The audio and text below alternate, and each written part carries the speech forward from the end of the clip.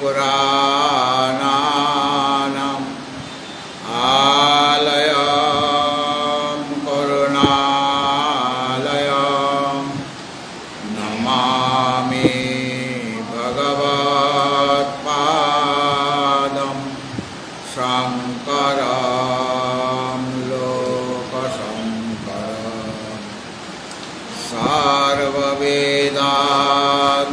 सिद्धान्त गोचरं तमगोचरं गोविन्दं परमानन्दं सद्गुरुं प्रणतोऽस्म्यहम्। এই শ্লোকটা বলবে, বুঝলে? তুমি বলো না, বলেছ? মনে মনে বললে হবে না, উচ্চারণ করে বলতে।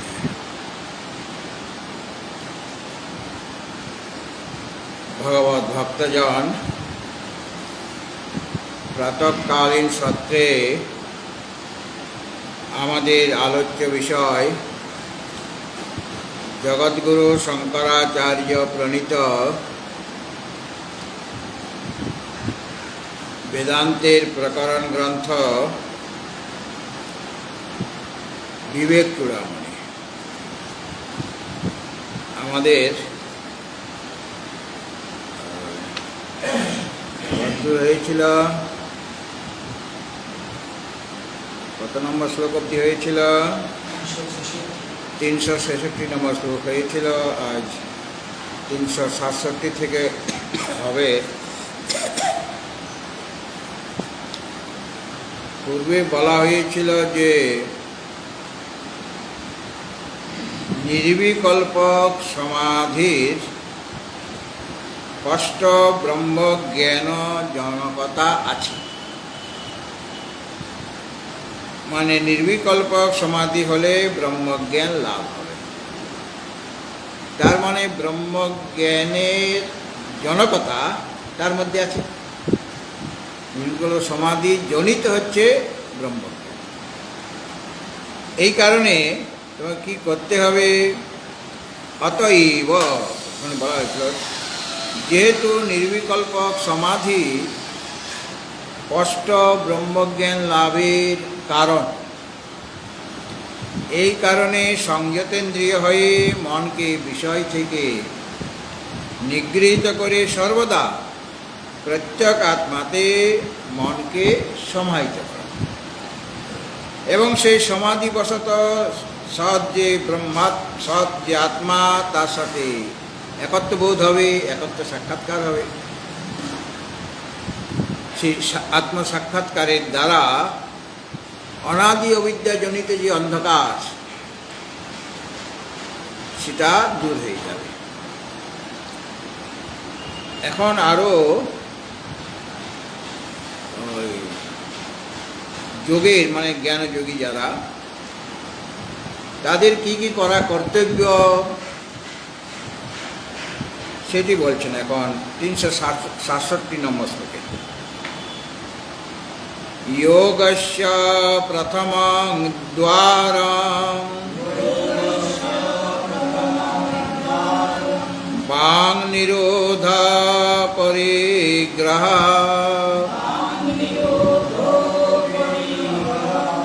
নিরাশা চ নিরীহা চ নিত্যমেকান্তশীলতা। যোগস্য প্রথমং দ্বারম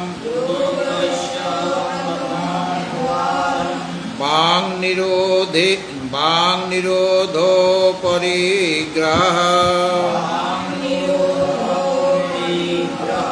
নিরাশা চ নিরীহা চ নিত্যমেকান্তশীলতা। দ্বারম মানে সাধন বা উপায়। যোগস্য প্রথমং দ্বারম, যোগের প্রথম দ্বার মানে উপায় কি? না বাং নিরোধ, এটা প্রথম উপায়। বাং নিরোধ এটা প্রথম দ্বার, মানে একটা দ্বার দিয়ে তারপরে পৌঁছাতে হবে। প্রথম দ্বার হচ্ছে বাং নিরোধ, মানে বাক্য সংযম। বাক্য সংযমটাই মৌন। আর আমি কথা বলছি না, কিন্তু ইশারাতে বলছি, সেটা আরও ভয়ঙ্কর। কারণ যে যাকে ইশারায় বলা সে হয়তো বুঝতে পারছে না, তুমি বারে বারে ইশারা করছ, তবু সে বুঝতে পারছে না, তখন তোমার মনে ক্রোধ এসে যে আমি সহজ কথাটা ইশারায় বলছি, বুঝতে পারছে না, মানে মনটা বিক্ষিপ্ত হয়ে যাবে। মৌনের প্রকৃতপক্ষে মৌন হল বাগিন্দ্রিয়ের সংযম, অর্থাৎ যেটুকু কথা বলা দরকার সেইটুকু কথা বলবে, তবুও সেই মৌন। তাহলে বাং নিরোধ, বাক সংযম, এটা মানে মৌন। এটা হলো যোগস্য, যোগ মানে চিত্ত বৃত্তি নিরোধ রূপ যে যোগ, যোগস চিত্তবৃত্তি নিরোধ, মানে নির্বিকল্প সমাধিতে তো অন্তঃকরণের বৃত্তিই থাকে না, কেবল ব্রহ্ম মাত্র রূপে অবস্থান করে, ব্রহ্ম স্বরূপে অবস্থান করে, ব্রহ্মরূপে। তাহলে যোগ মানে চিত্তবৃত্তি নিরোধ রূপ যে যোগ, সে যোগের প্রথম দ্বারম, প্রথম উপায়, প্রথম সাধন কি? প্রথম সাধন এটা, প্রথম সাধন হলো বাং নিরোধ, মানে বাক সংযম, মানে মৌন। আমরা জানি তিনটা দণ্ডের কথা শাস্ত্রে বলা হয়েছে, কায়দণ্ড, বাগদণ্ড এবং মনোদণ্ড। কায়দণ্ড মানে শরীর সংযম, শরীর যা চাইবে তাকে তাই দেবে না। আর বাক সংযম মানে বাগিন্দ্রিয়ের সংযম, বাগদণ্ড। কায়দণ্ড মানে শরীরের সংযম, বাগদণ্ড মানে বাক সংযম, আর মনোদণ্ড মানে মনের সংযম। তো প্রথম উপায় হলো চিত্তবৃত্তি নিরোধ করার প্রথম উপায় বা সাধন হলো তোমাকে বাক নিরোধ করতে হবে, মানে বাক সংযম করতে হবে। বেশি কথা বললে লোকের সাথে যদি বেশি কথা বলা হয়, অধিক ব্যবহার যদি হয়, তাহলে মনের মধ্যে একটা বিক্ষেপ উৎপন্ন হয়ে যায়। হ্যাঁ, আর কথা বলার সময় তো সেও তো বলবে, তার কথার উত্তর দিতে হবে, এবং তোমার মনের মতো যদি না হয় তার কথাগুলি, তাহলে বিক্ষেপ হয়ে যাবে। তাছাড়া তুমি যে বলছো এত কথা, এই কথাগুলি বলার কি কোনো প্রয়োজন আছে? বিনা প্রয়োজনে আমরা কথা বলি। তোমার যেটুকু প্রয়োজন সেটুকু তুমি কথা বলবে। জিতং সর্বং জিতে রসে, রসনা ইন্দ্রিয় যদি জয় হয়ে যায়, তাহলে সমস্ত ইন্দ্রিয় জয় হয়ে যাবে। রসনা ইন্দ্রিয় মানে জিহ্বা ইন্দ্রিয়, এটা ভালো মন্দ খায়, কথাও বলে। এই রসনা ইন্দ্রিয় যদি সংযত হয়ে যায়, মানে সাত্বিক আহার, বাক সংযম যদি করা হয়, তাহলে জিতং সর্বং জিতে রসে, রসনা ইন্দ্রিয় জয় হয়ে গেলে সমস্ত ইন্দ্রিয় জয় হয়ে যাবে, এটা ভাগবতে বলা আছে। তাহলে বাক্যের সংযম চায়। অপ্রয়োজনে কথা বললে তোমার মনের মধ্যে বিক্ষেপ সৃষ্টি হয়ে যাবে, আত্মার দিকে মনটা তোমার যাবে না। এই জন্য বিক্ষেপ এসে যাবে, বিক্ষেপ বাড়তে থাকবে বেশি কথা বললে। এই জন্য বাক সংযম। তুমি কথা বলবে, শাস্ত্রীয় কথা বলো, বা যেটুকু প্রয়োজন, ব্যবহারিক কথাও যদি বলতে হয় তো যেটুকু প্রয়োজন সেটুকু বলো। আর অন্যান্য উপায় কি না, তার পরের উপায় হলো অপরিগ্রহ। অপরিগ্রহ মানে পরিগ্রহ না করা, পরিগ্রহ মানে গ্রহণ করা। এই শরীরটাকে রক্ষা করার জন্য যতটুকু তোমার প্রয়োজন, তোমার ঘর প্রয়োজন, তোমার বস্ত্র প্রয়োজন, তোমার খাবার প্রয়োজন, তোমার টাকা পয়সারও প্রয়োজন, কিছু ওষুধপত্রের প্রয়োজন। শরীরটা রক্ষা করতে গেলে আহারও করতে হবে, বিহারও করতে হবে, মানে ভ্রমণও করতে হবে, বা আরও কি না অনেক বস্তু, তোমার কিছু বস্তুও লাগে, কিছু কিছু জিনিসপত্র লাগে, এই জলপাত্র, অন্নপাত্র, এই সমস্ত লাগে। তো তা থাকার ঘরও একটা চাই, বস্ত্র ইত্যাদি চাই, শীতকালের জন্য আর একটু বেশি বস্ত্রের প্রয়োজন হয়। তো শরীর রক্ষা করার জন্য যতটুকু গ্রহণ করা দরকার সেইটুকুই গ্রহণ করবে। শরীরকে ভোগের মধ্যে রেখে, মানে বিলাসিতার মধ্যে যদি রাখতে চাও, তাহলে তুমি অনেক বেশি গ্রহণ হয়ে গেল, তাহলে সেটা পরিগ্রহ হয়ে গেল। অর্থাৎ যেটুকু প্রয়োজন সেইটুকু গ্রহণ, এটাকে বলা হচ্ছে অপরিগ্রহ। আর যদি বেশি রাখি, আমার শরীর রক্ষার চেয়েও যদি বেশি রাখি, বেশি গ্রহণ করি, তাহলে সেটা পরিগ্রহ হয়ে যায়, মনের বিক্ষেপ উৎপন্ন হয়। হ্যাঁ, আর যেটুকু পেলাম তাতে আমি সন্তুষ্ট হচ্ছি না, অসন্তোষ দেখা দিবে মনে বেশি বেশি সংগ্রহ করলে। আর যেটা তুমি বেশি সংগ্রহ করলে সেটা তোমারও কাজে লাগবে না। সব জিনিস কাজে লাগে কি, নষ্ট হয়ে যাবে। সুতরাং যেটুকু প্রয়োজন শরীর রক্ষা করার জন্য ততটুকু ভোগ্য বস্তু তুমি গ্রহণ করবে, বা যা যা তোমার জীবনযাত্রার জন্য যা কিছু প্রয়োজন, যতটুকু প্রয়োজন, যত কম প্রয়োজন, প্রয়োজনটা কমাতে হবে। প্রয়োজন বাড়ালে হবে, যত প্রয়োজন বাড়াবো তত দিন দিন বেড়েই যাবে, প্রয়োজন কমবে না। আর যত কমাতে থাকবে তখন ওই কম জিনিসের মধ্যে আমার কাজ হয়ে যাচ্ছে। কাজেই ওই শরীর রক্ষার জন্য যতটুকু ভোগ্য বস্তুর প্রয়োজন, তার চেয়ে বেশি সংগ্রহ করাটা ঠিক নয়। সঞ্চয় করে রেখে দিলাম বলে তার কোনো দরকারই নেই। কেন, যদি বেশি বেশি ভোগ্য বস্তু আমি ভোগ করি, তাহলে মনের মধ্যে বিক্ষেপ দেখা যাবে, মন চঞ্চল হয়ে যাবে। এই কারণে অপরিগ্রহটা হলো চিত্তবৃত্তি নিরোধের আরেকটা উপায়, মানে দ্বিতীয় উপায়। আর তৃতীয় হলো নিরাশা। আশা মানে আকাঙ্ক্ষা, কিছু লাভ করার ইচ্ছা, এটার নাম আশা। তার নিরাশা মানে আকাঙ্ক্ষা নেই, যার এটা নির্গত হয়ে গেছে। অর্থাৎ আমার এটা চাই সেটা চাই, এইভাবে যে আমাদের আশা মানে আকাঙ্ক্ষা আছে, সেই আকাঙ্ক্ষার ত্যাগ, নির্গত হয়, মানে ত্যাগ, আশা থাকবে না। আশা ত্যাগ করা মানেই হলো ওটা বৈরাগ্য। মানে আমার বেশি বস্তুর দরকার নেই, এটাকে বলা হচ্ছে বৈরাগ্য। আশা ত্যাগ মানে বৈরাগ্য। আর নিরীহা, আমরা বলি এই ছেলেটা খুব নিরীহ। নিরীহ মানে শান্ত অর্থই আমরা নিরীহ শব্দের ব্যবহার করি, কিন্তু নিরীহ মানে যার মধ্যে ইহা নেই। ইহা মানে চেষ্টা, কর্ম প্রবৃত্তি নেই, সে হলো নিরীহ ব্যক্তি। আমি কর্ম করছি, আমার কর্মের দ্বারা অনেক বস্তু আমি লাভ হবে আমার, এরকম যে ইহা মানে চেষ্টা করে, কর্মে প্রবৃত্ত হয়ে যায়, সে নিরীহ নয়। যার কর্মচেষ্টা নির্গত হয়ে গেছে, মানে কর্মে প্রবৃত্তি বেশি নেই, যেটুকু কর্ম করার দরকার সেটুকু করবে। তার বেশি করি কেন, একটু সুখে স্বাচ্ছন্দ্যে থাকার জন্য। কর্ম যত বেশি করব তত আমার স্বাচ্ছন্দ্য আসবে, বা লোকে আমাকে সম্মান করবে, দেখো কর্মী বটে, হ্যাঁ, সম্মান করবে।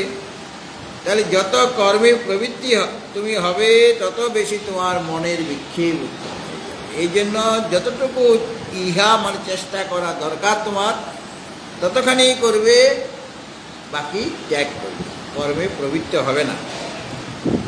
এটা 3 নম্বর। 4 নম্বর হলো নিত্যম একান্তশীলতা। নিত্যম মানে সর্বদা, একান্তশীলতা মানে একান্তে থাকার স্বভাব করতে হবে।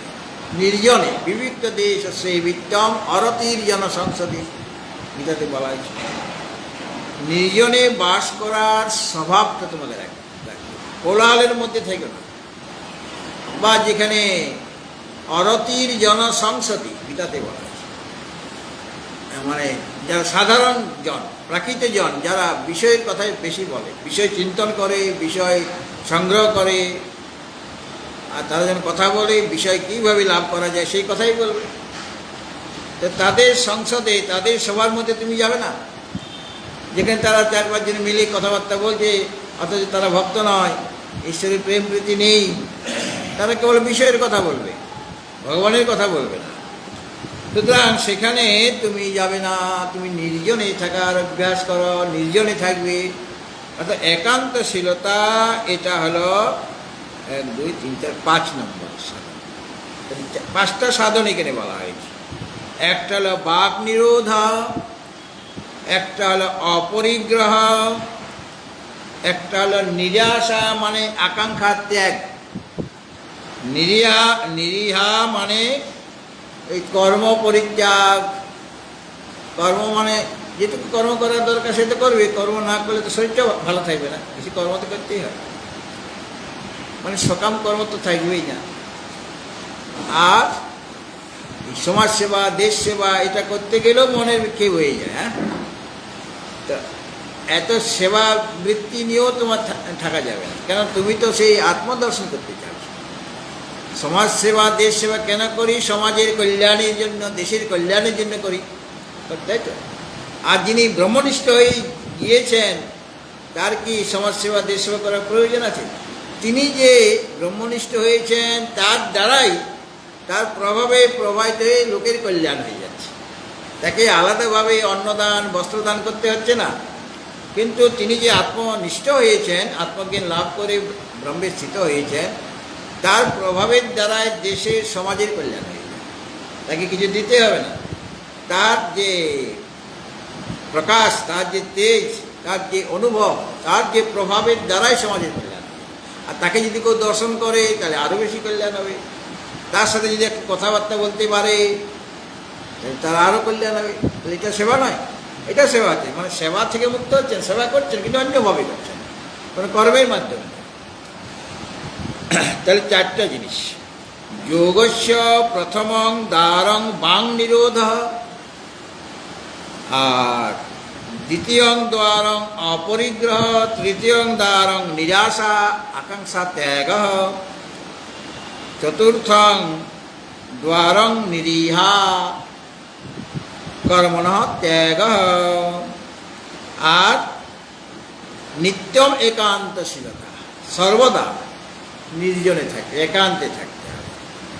কারণ একান্তে থাকলে তার ওই বেশি কথাবার্তা বলার সুযোগ হবে না, একান্তে আছে, বেশি জিনিসেও প্রয়োজন হবে না। যেমন ব্যক্তি আসবে, তাকে চা খাওয়াতে, বিস্কুট খাওয়াতে হবে, কাজে চা রাখো, বিস্কুট রাখো, হ্যাঁ, ইত্যাদি নানা রকম ঝামেলা আছে। তাছাড়া নানা রকম কথাবার্তা হবে। এই জন্য ওই একান্ত হওয়া দরকার। তাহলে ওই অপরিগ্রহ, দ্বিতীয় অপরিগ্রহ, তৃতীয় হলো নিরাশা, মানে যদি আশা থাকে, আকাঙ্ক্ষা থাকে, তাহলে তোমাকে কর্ম করতে হবে। আমার যদি কিছু লাভ করার ইচ্ছা থাকে, তাহলে সেই ইচ্ছেটা পূর্ণ করার জন্য কর্ম করতে হবে কিনা? তাহলে কর্ম করলেই তোমার মন বিক্ষিপ্ত হয়ে যাবে, দুঃখও হবে, সেটা শুভ বা অশুভ হতে পারে। কর্মটা করার সময়ও দুঃখ, আর যদি ভালো কর্মও করো, সুখটাও ক্ষণিক। দুঃখই দুঃখ কেবল, সেটাও চিত্ত বিক্ষেপের কারণ। আবার নিরাশা মানে যার মধ্যে বৈরাগ্য আছে, তবেই তো সেই আকাঙ্ক্ষা কিছু করবে না। আর যদি আকর্ষণ থাকে, সেটার প্রতি যদি লোভ থাকে, তাহলে সেটা সে চাইবে, আকাঙ্ক্ষা করবে। তাই নিরাশা মানেই বৈরাগ্য, তার মধ্যে বৈরাগ্য আছে, আকাঙ্ক্ষা তিনি ত্যাগ করেছেন। এটা একটা যোগের উপায়। তারপরে নিরীহ মানে নিরীহা শব্দ আছে। ইহা মানে চেষ্টা, মানে কোনো কর্ম করা, কোনো ক্রিয়া করা। তো কর্ম করলেই মনের মধ্যে বিক্ষেপ হবে। অতএব আমাদের জীবন ধারণের জন্য যতটুকু কর্ম করা দরকার, ততক্ষণ তিনি করবেন, শরীরটাকে সুস্থ রাখার জন্য। বা যেহেতু এখনও সংসারে আছি, এই ব্যবহারিক কর্ম কিছু করতে হয়, তার অতিরিক্ত কর্ম সে ত্যাগ করে দেবে। আর হলো পঞ্চম একান্তশীলতা, নির্জনে বাস করতে হবে। বিবিধ দেশ সেবিতম, যদি নানা রকম লোকের সাথে তোমার উঠা বসা হয়, নানা রকম লোকের সঙ্গ হয়ে যায়, তাহলে যোগের সম্ভাবনা কম হয়ে যায়।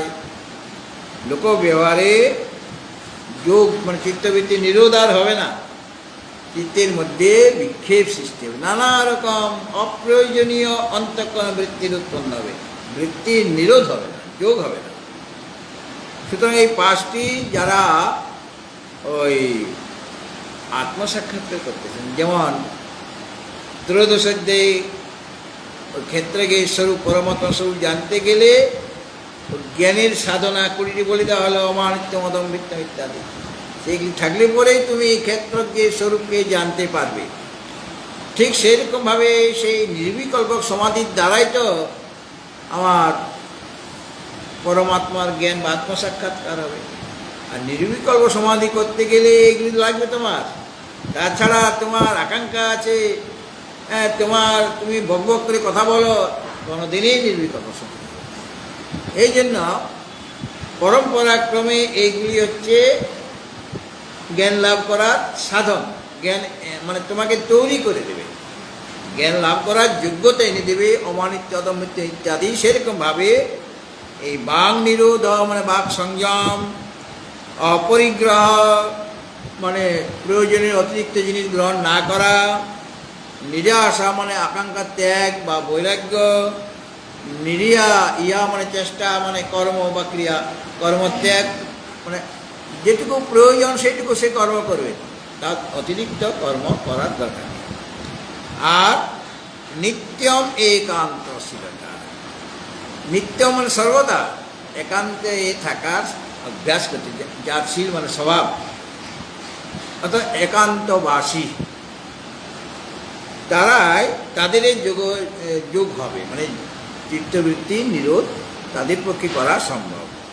এরপর একটা একান্ত স্থিতিরিন্দ্রিয় পরমাণে, একান্ত স্থিতিরিন্দ্রিয় পরমাণে হেতুর্দমাশ্চেতসা।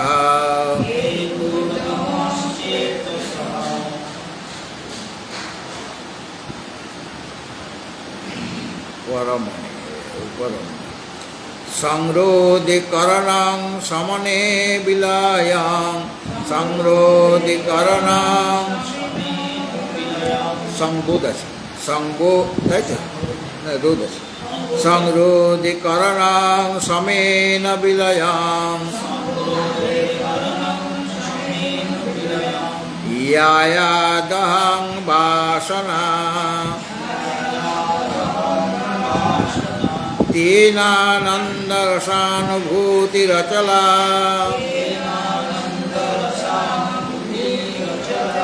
ব্রাহ্মী সদা যোগিনা,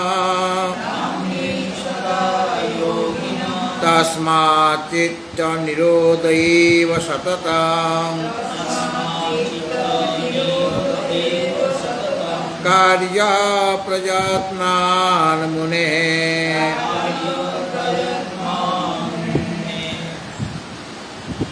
একান্ত স্থিতি প্রথমে বলা হয়েছে, একান্ত স্থিতি, যেটা একান্ত নিত্যম একান্তশীলতা বলা হয়েছে, সেটাকে এখানে বলা হচ্ছে একান্ত স্থিতি, একান্তে অবস্থান করা, নির্জনে বাস করা। নির্জনে যে বাস, একান্ত স্থিতি মানে একা একা থাকবে, বেশি মানে লোকের সঙ্গ ত্যাগ, সেটা ইন্দ্রিয় উপরমণে। এই যে ইন্দ্রিয়গুলি আছে, বহিরিন্দ্রিয়, 5টা জ্ঞানেন্দ্রিয় আর 5টা কর্মেন্দ্রিয়, তাদের উপরমণে মানে তাদের নিবৃত্তি করতে যদি একান্তে বাস করি, একান্তে মানে নির্জনে যদি বাস সাধক করেন, তাহলে কি হয় না, ইন্দ্রিয়গুলিকে বহিরিন্দ্রিয়গুলিকে নিবৃত্ত করতে মানে বিষয় থেকে নিবৃত্ত করতে, সেটা হেতু মানে কারণ হয়ে যায়, হেতু হয়ে যায়। মানে সে ওই ইন্দ্রিয়গুলিকে বহিরিন্দ্রিয়গুলিকে নিবৃত্ত করতে পারবে। কোথা থেকে নিবৃত্তি? বিষয় থেকে নিবৃত্তি। তাহলে একান্ত স্থিতিটা হলো ওই ইন্দ্রিয়গুলির নিবৃত্ত করা, বিষয় থেকে নিবৃত্ত করার একটা কারণ, মানে একান্ত স্থিতি হলেই তোমার ইন্দ্রিয় উপরত হবে, মানে বিষয় থেকে ওটা নিবৃত্ত হতে পারবে। আর যদি একান্ত স্থিতি না হয় তাহলে ইন্দ্রিয় বহিরিন্দ্রগুলি সংযত হবে না, বিষয়ের দিকে ছুটবে। আর দমা একান্ত স্থিতির ইন্দ্রিয় উপরমণে হেতু, এই অবধি এটা হবে, মানে অন্যটা হবে। একান্ত স্থিতি ইন্দ্রিয় উপরমণে হেতু। আর দম চেতস, দম মানে দম মানে বহিরিন্দ্রিয়ে যে সংযম। বহিরিন্দ্রিয়গুলি হচ্ছে বহিরিন্দ্রগুলিকে নিবৃত্তি করার কারণ হলো একান্ত স্থিতি। আর দম হলো বহিরিন্দ্রিয় সংযম, মানে বহিরিন্দ্রগুলিকে বিষয় থেকে নিয়ে আসা, ফিরিয়ে আনা, এটাকে দম বলা হয়েছে। আর চেতস সংরোধে কারণম, আর চিত্তের সংরোধ, সংরোধ মানে নিরোধ। আর এটা নিরোধ, নি উপসর্গ, এটা সম উপসর্গ লাগিয়ে দিল। চেতস মানে চিত্তের সংরোধে মানে নিরোধে, করণম মানে প্রধান কারণ। হ্যাঁ, অসাধারণ কারণকে করণ বলে। করণ হলো অসাধারণ কারণ, তার নাম করণ। আর সমেন মানে অন্তঃকরণের যে সংযম, তার দ্বারা কি হবে না, অহং বাসনা বিলয়ং ইয়াত। সমগুণটা হলো যে জ্ঞানের মনকে বিষয় থেকে সরিয়ে আনার নাম সম। সমেন অন্তঃকরণে যে সংযম, সেই সংযমের দ্বারা কি হবে, অহং বাসনা বিলয়ং ইয়াত। অহংকার বাসনা সেটা বিলয় হয়ে যাবে, মানে নষ্ট হয়ে যাবে। কিসের দ্বারা? ওই সমগুণের দ্বারা। আর নির্জনের স্থিতিবাস হলে মানে একান্ত স্থিতি হলে বহিরিন্দ্রিয়ে সকলের নিবৃত্তি হয়ে যায়। বহিরিন্দ্রিয়ের নিবৃত্তির প্রতি কারণ, অর্থাৎ নিবৃত্তি হয়ে যাবে বহিরিন্দ্রিয়ের। আর চিত্তে আচ্ছা, আর চিত্ত নিরোধের প্রতি এই যে বহিরিন্দ্রিয় সংযম, এটা একটা কারণ। বহিরিন্দ্রিয় সংযম যেটা, সেটা তার কারণ হচ্ছে ওই চিত্তের নিরোধের প্রতি এই দম মানে বহিরিন্দ্রিয় এই সংযম যেটা, সেটা একটা কারণ। ওই চিত্ত সংরোধ মানে চিত্ত নিরোধ করার একটা উপায় হলো যে তোমাকে বহিরিন্দ্রিয় সংযম করতে হবে। আর একান্ত স্থিতির দ্বারা কি হচ্ছে না, ইন্দ্রিয়ের বিষয়ের অভাববশত, যেহেতু একা আছে তাহলে ইন্দ্রিয়ের বিষয় নাই, তাহলে ইন্দ্রিয়গুলি উপরত হয়ে যাবে। আমার সামনে অনেক ভোগ্য পদার্থ আছে, অনেক কিছু সংগ্রহ করে রেখেছি, তাহলে তো ইন্দ্রিয় সেগুলি দেখলেই তো সেদিকে চলে যাবে, তার ইয়েটা ওইদিকে ধাবিত হয়ে যাবে। কিন্তু বিষয়ের একান্তে যারা নির্জনে বাস করে, নির্জনে বাস, সেখানে আমি এখন এখানে আছি, এই একটা আমার এই দরকার, ছুটলাম বাজারে, নিয়ে আসলাম। তারপরে মনে পড়লো যে আরেকটা জিনিস ভুলে গেছে, একটা যদি ডাইজেস্টিভ বিস্কুটে নিয়ে আসতাম ভালো হতো। আবার ছুটলাম অন্যদিকে, অন্য এক বাজারে, সেখানে ডাইজেস্টিভ বিস্কুট নিয়ে আসতাম। নির্জন হলে তুমি ইচ্ছা হলে পাবে কি, যেখানে পট করে ছুটে চলে যাবো, পাওয়া যাবে না। তাহলে বিষয়ের অভাববশত তার ইন্দ্রিয়ের বহিরিন্দ্রগুলি নিবৃত্ত হয়ে যাচ্ছে, ছুটাছুটি করতে হচ্ছে না। আর চিত্তের নিরোধের প্রতি বহিরিন্দ্রিয়ের সংযম দম, সেটা হচ্ছে কারণ। চিত্তকে নিরোধ করতে গেলে মানে প্রথমে নির্জন বাস হলে বহিরিন্দ্রিয় সংযত হচ্ছে, বহিরিন্দ্রিয় সংযত হয়ে যাচ্ছে। আর বহিরিন্দ্রিয় যদি সংযত হয়ে যায়, বহিরিন্দ্রিয়ের এই চিত্তের নিরোধের প্রতি এই বহিরিন্দ্রিয়ের সংযমটা কারণ। চিত্ত নিরোধের প্রতি বহিরিন্দ্রিয়ের সংযমটা হলো কারণ, মানে দমটা হলো কারণ। তাহলে বহিরিন্দ্রিয় সকল নিবৃত্তি কার দ্বারা হচ্ছে, নির্জন বাসের, মানে বহিরিন্দ্রিয় নিবৃত্তির কারণ হলো নির্জন বাস। মানে বহিরিন্দ্রিয়ের নিবৃত্তি কারণ কে না নির্জনে বাস। আর যখন চিত্তের নিবৃত্তি হয়ে গেল, চিত্তের নিবৃত্তি হলে মানে মনের নিবৃত্তি হলে মানে দম হলে সেটা ওই চিত্ত নিরোধের কারণ। বহিরিন্দ্রিয় সংযম হয়ে যায় যদি, তাহলে চিত্তের নিরোধ হবে। আর সমের কি কাজ? সমের হলো চিত্ত সংযম। সম মানে মনকে বিষয় থেকে সরিয়ে আনা। সমের দ্বারা, সমের মানে চিত্ত সংযমের দ্বারা কি হচ্ছে না অহং বাসনা বিলয়ং ইয়াত। এটা ইয়া ধাতু। ইয়া মানে যাওয়া, মানে গম ধাতু যেমন যাওয়া অর্থ গমন করা। অন্তঃস্থ ইয়া ইয় আকাশ, ইয়া ইয়া মানে গমন করা। আবার ইন ধাতু হর্ষইকার মধ্যাহ্নে হসন্ত, ইন ধাতু তার অর্থ গমন করা, এরকম অর্থ আছে। তো ইন ধাতু থেকে এতি উপৈতি অগ্নি হয়। এইখানে ইয়া ইয়া ধাতু মানে চিত্তের সংযম হলে কি হবে না আমার অহংকারে বাসনালয় হয়ে যাবে। আর তেন মানে অহং বাসনা যদি লয় হয়ে যায় তাহলে কি হবে না যোগীর সদা অচলা, সর্বদা অচলা মানে নিশ্চলা বা স্থিরা, ব্রহ্মে মানে ব্রহ্ম সম্বন্ধে আনন্দ রস অনুভূতি হবে। অর্থাৎ আনন্দরূপ যে রসের অনুভব হবে তার, কার? যার যে যোগীর সর্বদা তার চিত্তটি স্থির মানে অহংকার বাসনা যখন লয় হয়ে যায় তখন যোগীগণ সর্বদা তারা নিশ্চলা বুদ্ধি মানে ব্রহ্ম সম্বন্ধী যে নিশ্চলা যে মানে স্থির আনন্দ রসের অনুভূতি হবে, সর্বদাই আনন্দ রসের অনুভূতিটা হতে থাকে। তসমাৎ এই কারণে মুনি মানে যারা মনন করছেন, চিন্তন করছেন, বিচার করছেন, বিচারশীল ব্যক্তি বা মুনি শব্দের অর্থ ওই বাক সংযম হয়ে যাচ্ছে, ইন্দ্রিয় সংযম হয়ে যাচ্ছে, হ্যাঁ মন সংযম হয়ে যাচ্ছে, সব এসে যাচ্ছে। কারণ ওরা ওই সর্বদা বিচার করেন, মনন করেন। লব কুশকে একবার জিজ্ঞাসা করা হলো, রামজি জিজ্ঞাসা করছেন যে তোমাদের পরিচয়টা কি? ওই যখন অশ্বমেধের যজ্ঞ করেছিলেন ওই স্বর্ণ সীতাকে নিয়ে, সীতা দেবী তো এখন আছেন ওই বাল্মীকির কাছে, তপবনে আছেন।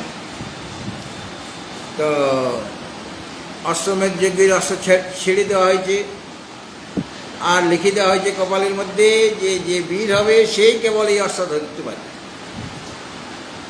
কোনো দুর্বল ব্যক্তি যেন এই অস্ত্র না ধরলে সে মারা যাবে। আর বীর ব্যক্তি হলে তার সাথে আমার সেনা আছে, এখানে আমার সেনা আছে, সেনা যাচ্ছে অস্ত্রের পেছনে পেছনে। কেউ যদি মনে করে নিজেকে বীর তাহলে আমার সেনার সাথে যুদ্ধ হবে। যুদ্ধে তারা যদি পরাজিত করে তাহলে অস্ত্র নিয়ে যাবে। আর তোমরা পরাজিত হয়ে যাও তাহলে অস্ত্র তো আমাদের ভ্রমণ করবে, ঘুরতে হবে অশ্বকে। তো লব কুশ ধরেছে অহংকার মানে তার এইরকম লেখা দেখে যে বীর হবে সেইটা ধরবে। সে আমি বীর, আমরা দুজন এই যে আমরা ধরবো। আর রক্ষণাবেক্ষণ করার জন্য সেনা ছিল, সবকে কচুকথা করে দিল। তার উপরে ওই একে একে লক্ষণ যাচ্ছেন, ভরত যাচ্ছেন, শত্রুঘ্ন যাচ্ছেন, সবাইকে মেরে ফেলল লব করে দিলেন। আর হনুমান গেছে, সে তো চিরজীবী, তাকে তো মারতে পারছে না, তাকে একটা গাছের মধ্যে লতা পাতা দিয়ে বেঁধে রেখেছে। কারণ তাকে তো মারা যাবে না। কেন মারা যাবে না? সে তো চিরজীবী, তাকে যতই আঘাত করা হোক না কেন সে মারা যাবে না। শেষ পর্যন্ত রামচন্দ্র গিয়ে খবর নিচ্ছে কি হলো ব্যাপার, যাকে পাঠাচ্ছি সেই আর ফিরছে না আমার কাছে। এদেরকে একজনের পর একজনকে পাঠালাম, কেউ তো আমাকে সংবাদ দিচ্ছে না যে কি হলো অশ্বটা, অশ্ব কতদূর গেল, কবে ফিরবে, এটা তো কিছুই বুঝতে পারছি না। তারপর তিনি খোঁজ করতে করতে গেলেন আর দেখেন তার লক্ষণ, ভরত, শত্রুঘ্ন সব মৃত হয়ে পড়ে আছে। হনুমান বেচারি ওই গাছের মধ্যে বাঁধা আছে, সৈন্যগণ সব মৃত হয়ে গেছে, মারা গেছে। সে তো অবাক হইল, কি ব্যাপার, কে এরকম অবস্থা করলে? বলে আমরা করেছি, আমরা দুজন।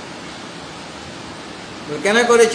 বলে এই যে তোমার অস্ত্রের মধ্যে লেখা আছে, এই জন্য আমরা বীর, আমরা যুদ্ধ করেছি, যুদ্ধে পরাজিত করে দিয়েছি, মারা গেছে। তো আমরা কি করি? যুদ্ধ করতে করতে মারা যেতেই পারে, মরে গেছে, সবাই মারা গেছে।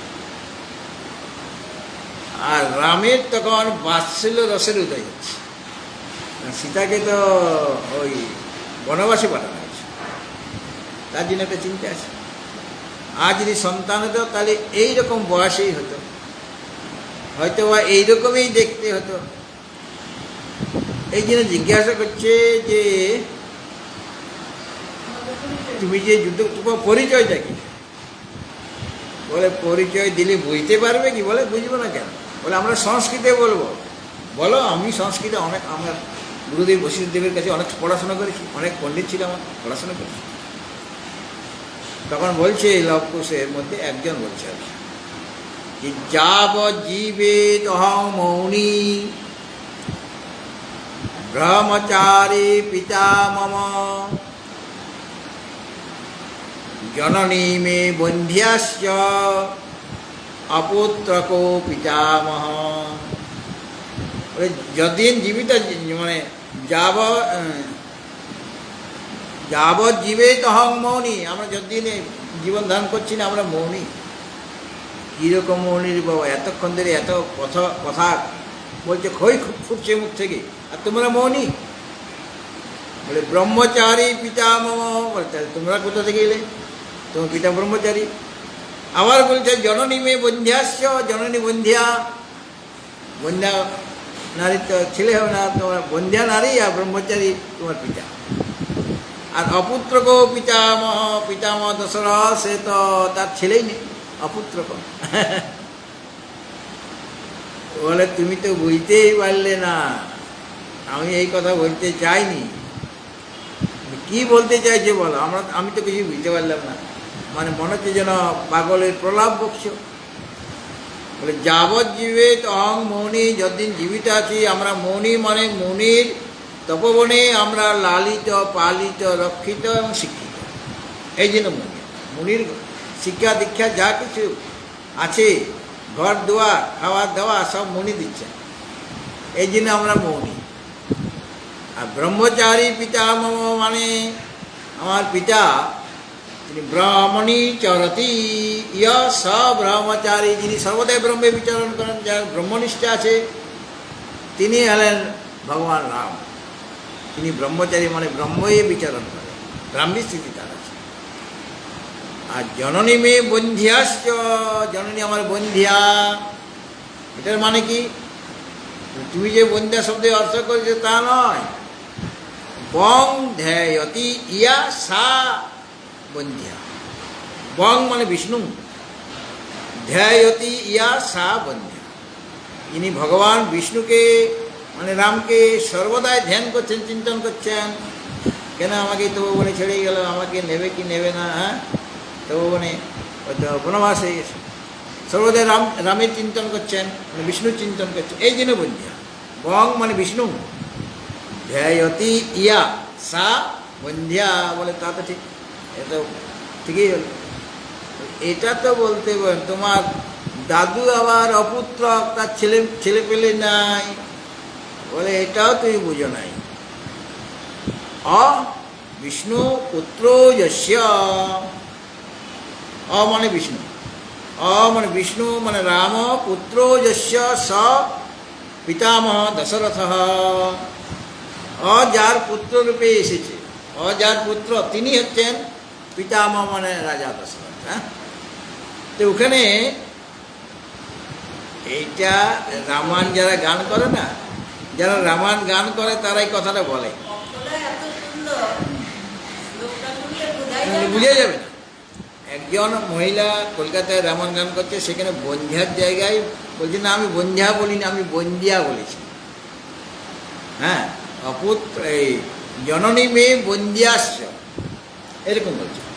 লবকুশে যখন বলে যে তোমার মা বন্ধ্যা কেন? বলে বন্ধ্যা নয়, তুমি কি কালা? আমি তো বন্দিয়া বলি, তিনি সকলের বন্দনীয়, কিন্তু ওই শব্দটা ঠিক নয়, তাহলে তো আর রসটা আসবে না। জননী মেয়ে বন্ধ্যা। বাঁকুড়ায় সোনামুখী বলে একটা জায়গা আছে বিষ্ণুপুরের কাছে, সেখানে অনেক রামায়ণী রামায়ণ গান করেন, এরকম অনেক আছে, মানে রামায়ণের খুব প্রচলন আছে। সেখানে একজন রামায়ণ গায়ক, অনেক আগে, আমি যার কাছে পড়াশোনা করেছিলাম আর কি কলকাতায়, তার বয়স, মানে আমি যখন পড়াশোনা করি তখন তার বয়স এই 70-75 হবে, তার সমবয়সী হবে সেই রামায়ণ গায়ক। উনি তখন নবদ্বীপে থাকতেন, ওই পণ্ডিত নবদ্বীপে কলেজের অধ্যাপক ছিলেন। তো ওই রামায়ণ গায়ক গান গাইতে গেছেন সেখানে, সেই নবদ্বীপে। আর সেখানে পণ্ডিতের তো মেলা, অনেক পণ্ডিত আছে সেখানে, ন্যায়ের পণ্ডিত, বেদান্তের পণ্ডিত, সাহিত্যের পণ্ডিত, ব্যাকরণের পণ্ডিত, অনেক পণ্ডিত আছে। সব পণ্ডিতরাও, উনি ভালো গান করেন, গানের তার একটা নাম আছে। আর সেখানে গিয়েছেন, সেই ওর নাম ফেলুদা ছিল, ফেলু ভূষণ কিছু এরকম ছিল আর কি। ফেলুদা বলে লোকে চিন্তা কি। তো তিনি মানে একটু কৌশল করছেন, এই শ্লোকটা বলে দিলেন সবার মাঝে। বলার পরে বলছেন যে আমার তো এত পড়াশোনা নেই, সংস্কৃত জ্ঞানও আমার এত বেশি নাই, তো এখানে তো অনেক পণ্ডিত আছে, বসে আছেন, আমার যে শ্রোতা হিসেবে অনেক পণ্ডিত এখানে বসে রয়েছেন। বৈয়াকরণ আছেন, নৈয়ায়িক আছেন, বেদান্তি আছেন, সাহিত্যিক আছেন, স্মৃতিশাস্ত্রের পণ্ডিত আছেন, জ্যোতিষশাস্ত্রের পণ্ডিত আছেন, মানে ওখানে পণ্ডিতের অভাব নেই ওই নবদ্বীপে। মানে সংস্কৃত পড়াশোনারই একটা প্রসিদ্ধ যায়। বলে এই শ্লোকটার অর্থ আমি তো পাঠে বলি, কিন্তু শ্লোকটার অর্থ আমি জানি না, আপনারা যদি কৃপা করে কেউ যদি এই শ্লোকের অর্থটা বলে দেন। আমি তো এটা জানি না, আমি বলি কিন্তু এই অর্থটা তো আমি বুঝতে পারি না। ও পণ্ডিতজি বলছে, এই যিনি গায়ক, পণ্ডিতদের মাথায় হাত, সবাই নিজে একে ওপরের দিকে তাকাতে গিয়ে করছি, কেউ বলতে পারছি না। তখন ওরা বললো, পণ্ডিতদের মধ্যে একজন বললো যে ঠাকুরমশাই আমাদের একদিন সময় দেন, আগামীকাল আপনাদের বলবো। তারপরে ওরা পণ্ডিতদের সব পণ্ডিতদের ডাকলো, পণ্ডিত সভা করলো, কি অর্থ হতে পারে। তো এইভাবে আলোচনা করতে করতে এই অর্থটা বেরিয়ে আসে, সকলের মতে এই অর্থ, মানে সকলে বুদ্ধি দিচ্ছে, বুদ্ধি দিয়ে এই অর্থটা নিয়ে আসবে। তারপরের দিনে ওই পণ্ডিতগণ বললেন যে গায়ক বাবা এই হলো অর্থ। বলে শুনুন, আমি এই শ্লোকের অর্থ জানি, কিন্তু আমার মধ্যে একটা সংশয় ছিল যে এই অর্থ ঠিক কি ঠিক না। এই জন্য আপনাদের মতো পণ্ডিত সমাজ আমাকে অনুমোদন করলেন যেটা ঠিক। আপনাদের পাণ্ডিত্যের পরীক্ষা নিতে আমি চাইনি, আমি শুধু জানতে চেয়েছি যে আমি যে অর্থটা মনে মনে ঠিক করেছি ওটা ঠিক না ভুল। আজকে বুঝতে পারলাম যে আপনারা সকলেই অনুমোদন করলেন, মানে আমার এই যেটা আমি ভেবে রেখেছি ওইটা ঠিক, আপনাদের অনুমোদন পেলাম। আপনাদের সকলকে নমস্কার, আপনাদের পাণ্ডিত্যের নমস্কার, পাণ্ডিত্যকে। আর আপনারা যে শ্রদ্ধাশীল হয়ে পরিশ্রম করে এই অর্থটা বার করেছেন তার জন্য অনেক অনেক আমি কৃতজ্ঞ। ওই পণ্ডিত মশাই আমাকে এটা শোনালেন। আর আমি তো শ্লোকটা আগে পড়েছি কিন্তু বুঝতে পারছি না, এটা পঞ্চদশীর টিকাতে আছে, শ্লোকটা দেওয়া আছে টিপ্পণীতে, তো ওনার মুখ থেকে শুনলাম। তারপরে আমি এটা প্রচার করি মাঝে মাঝে, যেখানে প্রয়োজন হয় এটা বলে দিই, কারণ সকলেই জানেন না, পণ্ডিতরা বলতে পারবে না, কেননা অত সহজে এটার অর্থ করা যাবে না। যাই হোক, তস্মাৎ মনে যারা মননশীল ব্যক্তি, অর্থাৎ যারা চিন্তন করেন, আত্মচিন্তন করেন, সেই ব্যক্তি প্রযত্নবশত সততং চিত্ত নিরোধৈব কার্য, সর্বদাই চিত্ত নিরোধ করাটাই তাদের কর্তব্য।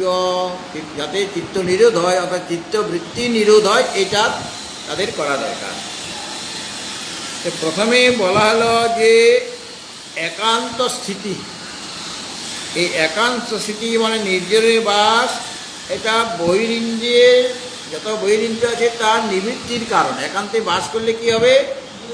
বহিরিন্দ্রিয়ের সংযম হবে, বহিরিন্দ্রিয় নিবৃত্ত হয়ে যাবে, মানে বহিরিন্দ্রিয়ের সংযম হবে।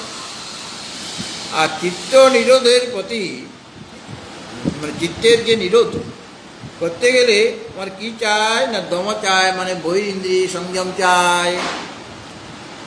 তাহলে এক নির্জনে বাস হলে বহিরিন্দ্রিয় সংযত হবে, আর বহিরিন্দ্রিয় সংযত হলে চিত্তবৃত্তি নিরোধ হবে। মানে এইভাবে ক্রমশ এসে যাচ্ছে।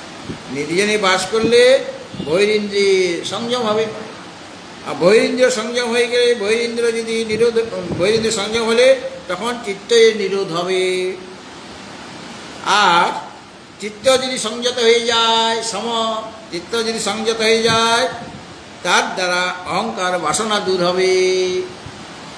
আর অহংকার বাসনা যদি লুপ্ত হয়ে যায় তাহলে কী হবে না, শ্রমের দ্বারা যখন অহংকার বাসনা বিলয় হয়ে গেল, তখন যোগীর সর্বদা নিশ্চল মানে স্থিরা ব্রহ্মানন্দ রসানুভূতি হবে। এই কারণে মননশীল ব্যক্তির পক্ষে যত্নপূর্বক সর্বদাই যাতে চিত্ত নিরোধ হয় সেটাই করা দরকার। মানে প্রাথমিকভাবে যেতে যেতে ব্রহ্মানন্দ রসের অনুভূতি কীভাবে হবে সেটা এখানে দেখানো হয়েছে। নির্জনে বাসের মহিমা এখানে বলা আছে। নির্জন বাস করলে ধীরে ধীরে তুমি সেই ব্রহ্মানন্দ রসের অনুভূতি হবে তোমার। কেননা ক্রমটা দেখুন, নির্জন বাসের ফলে বহিরিন্দ্রিয় সংযম, আর বহিরিন্দ্রিয় সংযম হলে কি হবে, চিত্তবৃত্তি নিরোধ হবে। আর চিত্তবৃত্তি নিরোধ মানে চিত্ত সংযম হয়ে যাবে। আর চিত্তবৃত্তি নিরোধ, চিত্তের সংযম হলে অহংকার বাসনার বিলয় হবে। আর অহংকার বাসনা বিলোপ হয়ে গেলে তখন যোগী সর্বদা নিশ্চলা যে ব্রহ্মানন্দ রসের অনুভূতি সেটা হবে। এই কারণে মননশীল ব্যক্তির পক্ষে প্রযত্নপূর্বক এই চিত্তবৃত্তি নিরোধ করা উচিত। কাজেই ওখানে যেটা বলা হয়েছে প্রথমে যে একান্তবাস করতে হবে, ওই আগের শ্লোকটা, হ্যাঁ ওই যে একান্তবাসটা ইম্পর্টেন্ট।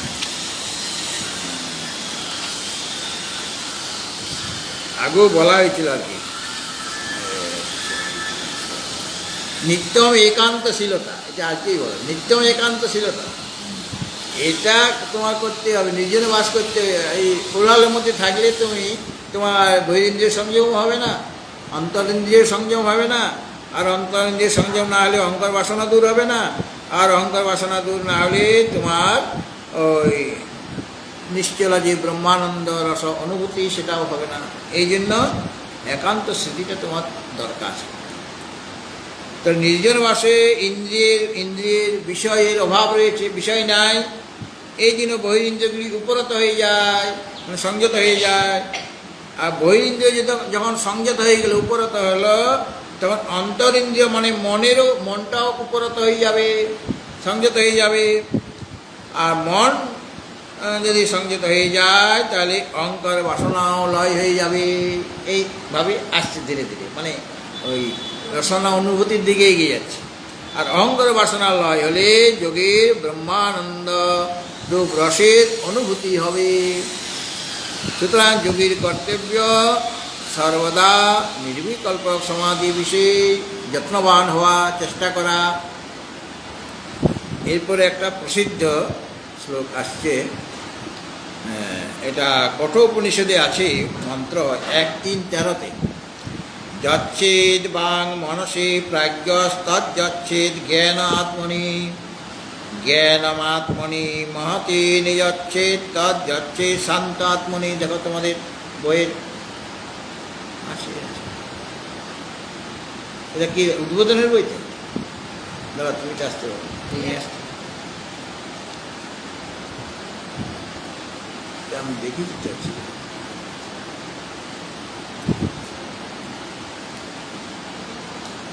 আছে এদিকে আছে, এই দিকে এইটা আমি বলেছি আর কি, যচ্ছেদ বাং মনসে, তোমার বই আছে এই 251 পৃষ্ঠা, দেখো তোমার 251 পৃষ্ঠা ওখানে আছে, আছে পেয়েছ? হ্যাঁ, মানে ওই যাই ওই শ্লোকটা নিয়েই বলছেন এখানে, ওই শ্লোকের সাথে সংযোগ আছে। এই জন্য শ্লোকটা আগেই বলে দিলাম, পরে অর্থটা বলবো। বাচং নিজচ্ছাত্মনি তং তৎ তং নিয়চ্ছ বাচং বাচম বাচম নিয়চ্ছ নিয়চ্ছ বাচং নিয়চ্ছাত্মনি তং নিয়চ্ছ বাচং নিয়চ্ছাত্মনি তং নিয়চ্ছ বুদ্ধো ধিয়ং ইয়চ্ছ চ বুদ্ধি সাক্ষিণী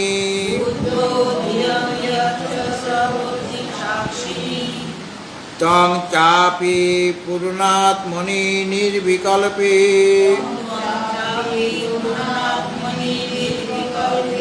বিলাট শান্তিং পরমাং ভজস্ব।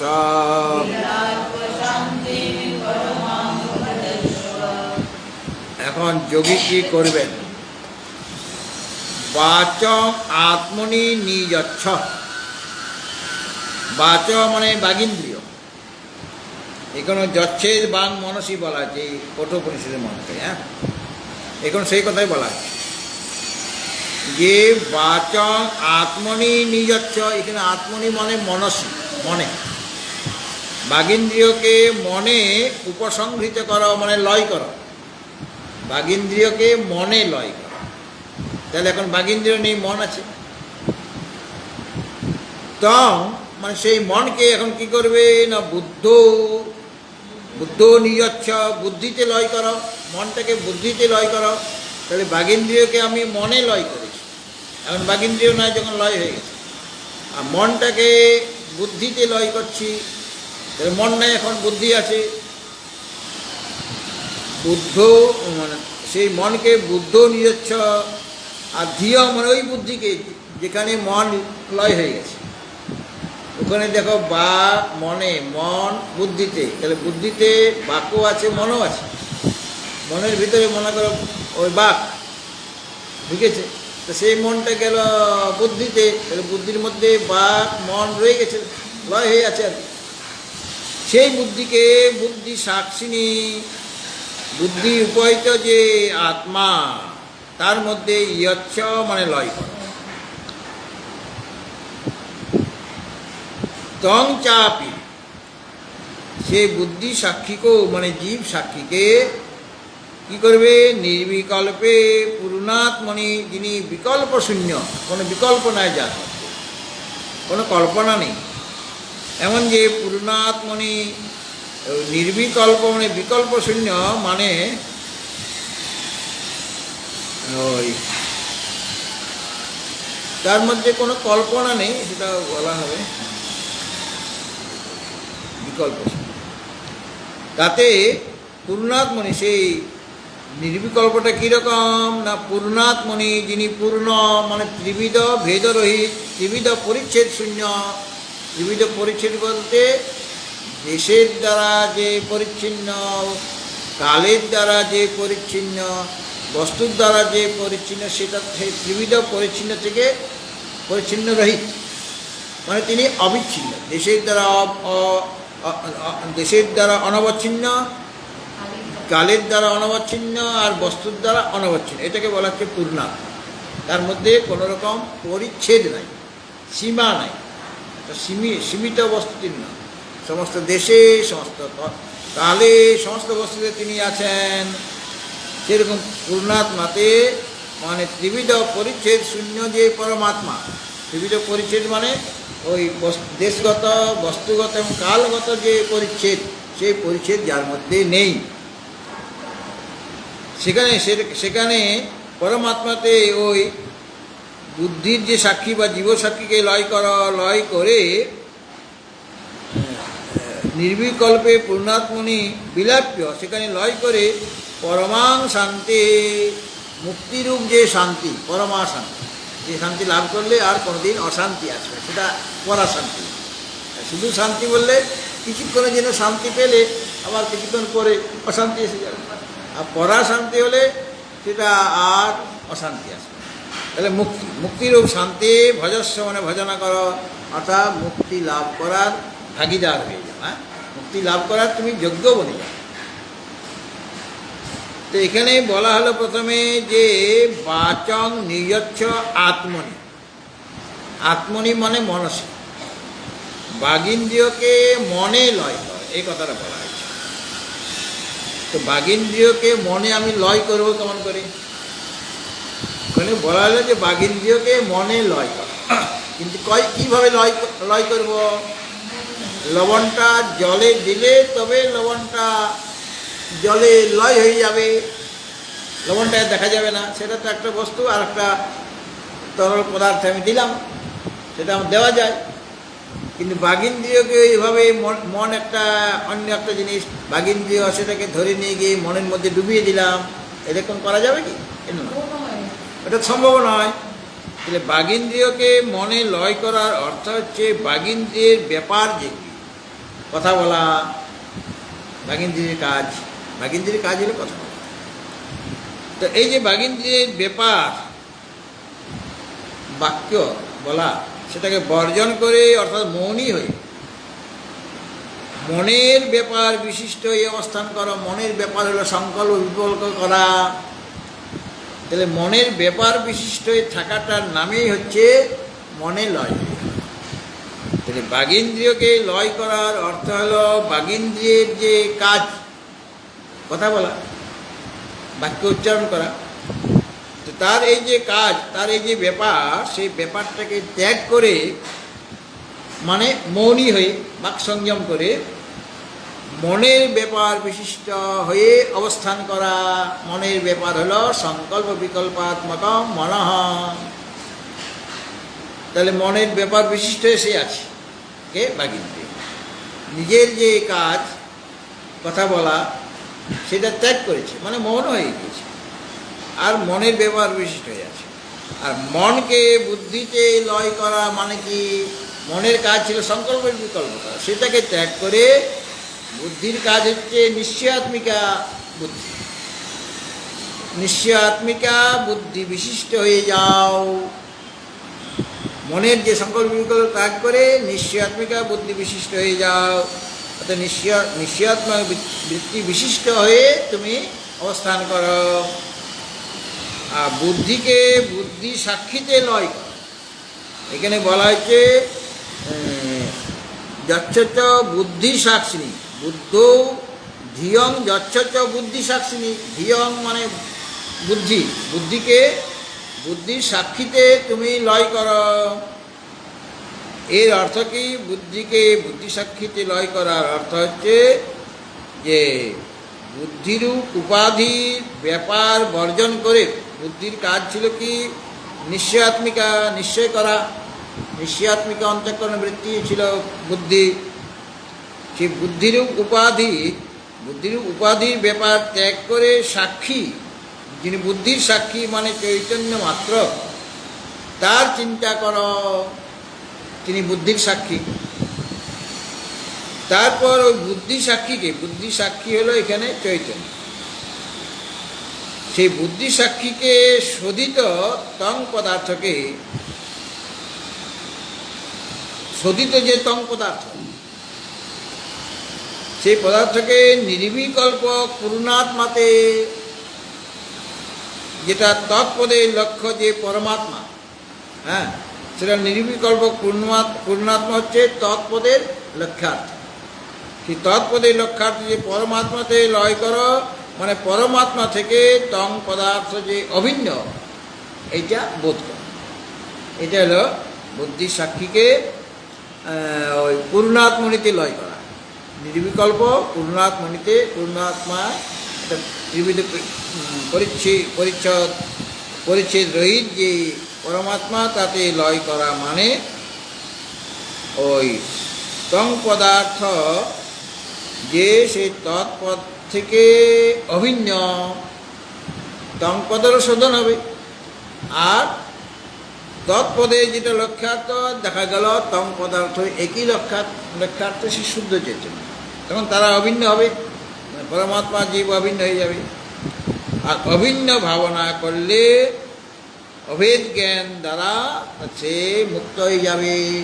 এই অভেদ জ্ঞান হবে তার, জীব তা থেকে নিজেকে ভিন্ন মনে করতে লাগে, এখন অভেদ, এর দ্বারা কি হবে না, তার মুক্তি হয়ে যাবে। আর এই নির্বিকল্প সমাধি ধীরে ধীরে করতে হবে। হঠাৎ করে আমরা যদি করতে চাই তাহলে হিতের বিপরীত হয়ে যেতে পারে। কাজে এটা শনৈ শনৈ উপরমিত বুদ্ধ্যা ধৃতি গৃহীত। আর কয়েকটা জিনিস ধীরে ধীরে করার নিয়ম আছে।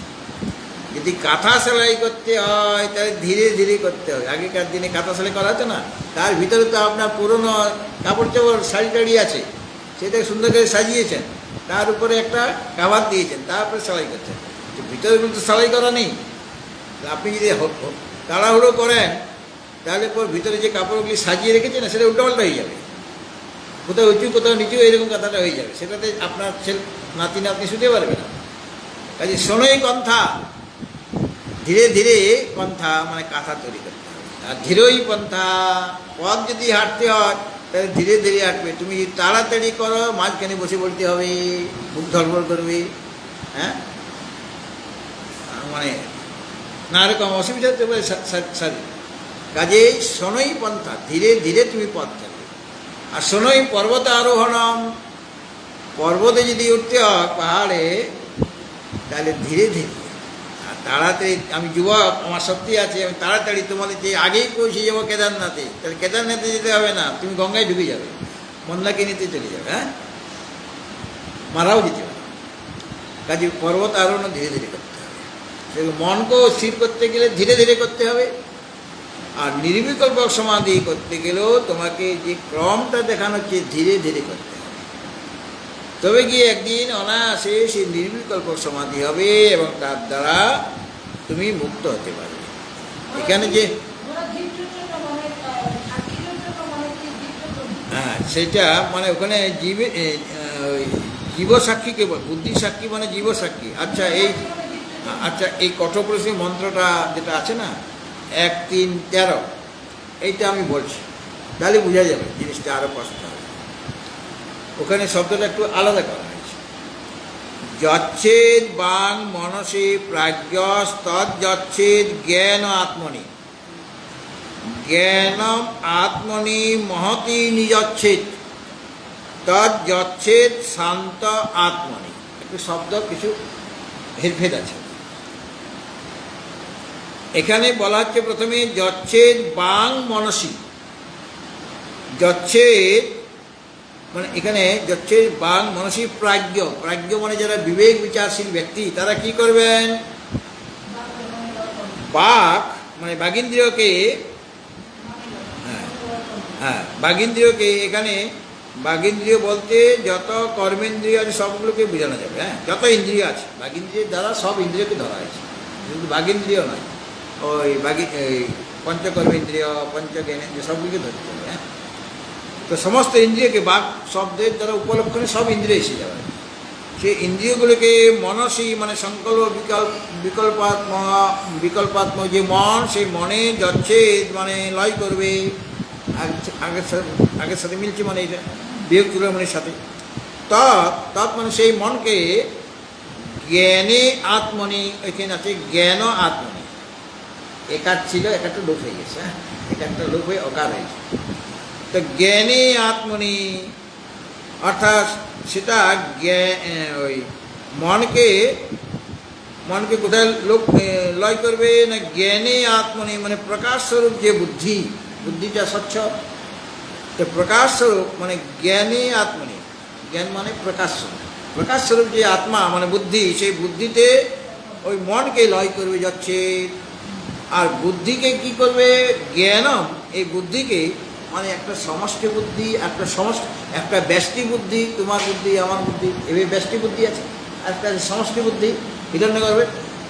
তাহলে এই যে বুদ্ধি মানে ব্যষ্টি বুদ্ধি, হ্যাঁ, সেই বুদ্ধিকে মানে নিজের বুদ্ধিকে কোথায় লয় করবে না, জ্ঞানম মানে এই বুদ্ধিকে মানে ব্যষ্টি বুদ্ধিকে আত্মনি মহতি, প্রথম উৎপন্ন যে হিরণ্যগর্ভ ওটা হলো মহতি।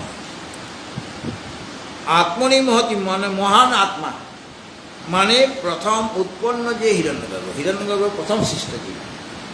প্রথম যে হিরণ্যগর্ভ তার মধ্যে নিজ হচ্ছে, তার মধ্যে লয় করবে, অর্থাৎ নিজের বুদ্ধিকে ব্যষ্টি বুদ্ধি আর হিরণ্যগর্ভের উপাধিভূত স্বচ্ছ বুদ্ধি তার, এবং সমষ্টি বুদ্ধি ওটা। ব্যষ্টি বুদ্ধিকে সমষ্টি বুদ্ধিতে লয় করবে, এখানে এটা বেশি বলা আছে। ব্যষ্টি বুদ্ধিকে আত্মনি মহতি, মানে প্রথম উৎপন্ন যে হিরণ্যগর্ভ তার মধ্যে নিজচ্ছেদ মানে লয় করবে, মানে স্বীয় বুদ্ধিকে, নিজের যে বুদ্ধি তাকে হিরণ্যগর্ভের উপাধিভূত যে বুদ্ধি মানে স্বচ্ছ বুদ্ধি তার, সে স্বচ্ছ বুদ্ধির নাই স্বচ্ছ করবে। তোমার বুদ্ধিতে হিরণ্যগর্ভের বুদ্ধির মতো স্বচ্ছ করতে হবে, মানে ব্যষ্টি বুদ্ধিকে সমষ্টি বুদ্ধিতে লয় করতে হবে, মানে হিরণ্যগর্ভের বুদ্ধি যেমন স্বচ্ছ সেরকম তোমার বুদ্ধিটাকেও স্বচ্ছ করতে হবে। অর্থাৎ সেই যে মহান আত্মা মানে প্রথম যে গর্ভ বা বেশ সমষ্টি বুদ্ধি, সেটাকে শান্তে আত্মনি যাচ্ছে। শান্তে আত্মনি, যিনি শান্ত মানে সমস্ত বিষয় রহিত, সমস্ত বিকার রহিত, যিনি যার মধ্যে কোনো বিকার নেই, এবং যিনি ওই সমস্ত কোনো বিষয় নেই, তার শব্দ স্পর্শ রূপ রস কিছুই নেই, সমস্ত বিষয় রহিত, সর্বক্রিয়া রহিত, যে আত্মা মানে মুখ্য আত্মা যিনি পরমাত্মা, তাতে যচ্ছেদ মানে লয় করবেন। ওখানে বুদ্ধির সাক্ষীকে বলা, বুদ্ধিকে বুদ্ধির সাক্ষীতেই এখানে। আর উপনিষদে বলা হয়েছে যে বিবেকী পুরুষ মানে প্রাজ্ঞ ব্যক্তি ওই বাককে, বাক শব্দের অর্থ এখানে যত বহিরিন্দ্রিয় আছে, হ্যাঁ, সমস্ত ইন্দ্রিয় বর্গকে মনে লয় করবেন। আর মনকে প্রকাশাত্মক যে বুদ্ধি, জ্ঞানে আত্মনি, প্রকাশাত্মক এটা প্রকাশস্বরূপ বুদ্ধি, সেই জ্ঞানে আত্মনি লয় করবেন, অর্পণ করবেন। আর বুদ্ধিকে প্রথম যে মহত্তত্ত্ব, অব্যক্ত থেকে প্রথম মহত্তত্ত্ব, তারপরে অহংকার, হ্যাঁ, তাহলে ওটা হলো প্রথম যে মহত্তত্ত্ব মানে সমষ্টি বুদ্ধি, তাতে অর্পণ করবেন। এবং ওই মহান আত্মাকে মানে সমষ্টি বুদ্ধিকে সর্বক্রিয়া রহিত, সমস্ত বিকার রহিত যে মুখ্য আত্মা, তাতে লয় করবেন। তাহলে এখন কে রইল? মুখ্য আত্মাই রয়েছে, আর কেউ নেই। এটা উপনিষদে।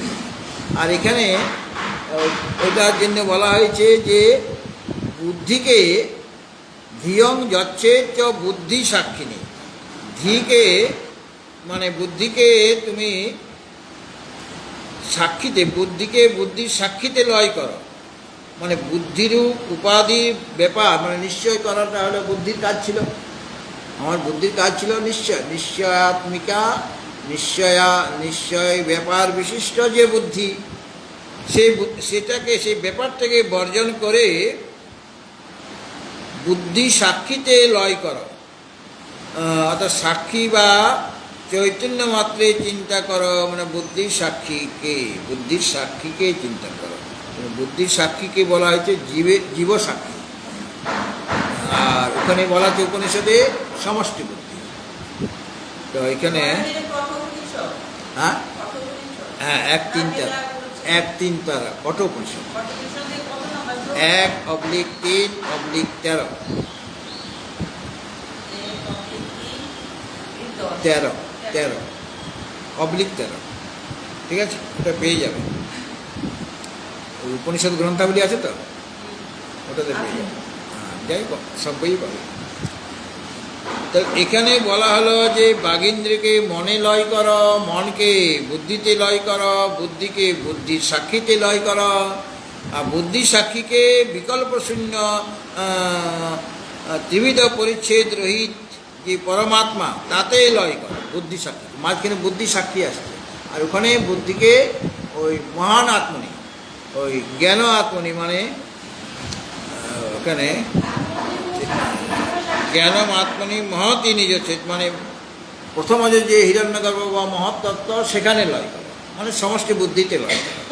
আর তাকে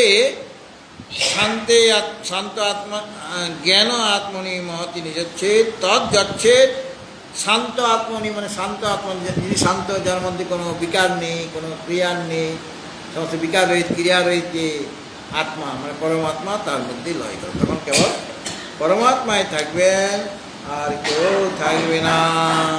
ঠিক আছে।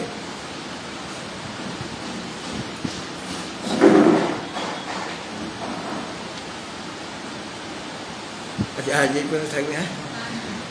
হরি ওম হরি ওম হরি ওম বলা, মাঝখানে আটকে গেলে আজ তোমার ফাইন হবে।